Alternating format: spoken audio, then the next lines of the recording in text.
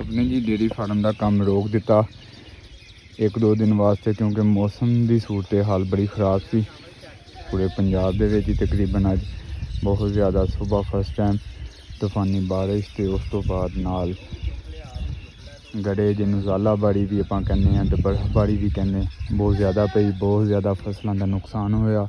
ठीक है जी, पंजाब तो ये सूरत हाल की वजह तो 1-2 दिन वास्ते असीं भी फार्म का काम रोक दिता। अल्लाह खैर करे, सुबह तो दिन पद्धरे लगन लग पैणगे तो फिर इंशाअल्लाह इहदा रंग वगैरह का काम स्टार्ट कर देंगे।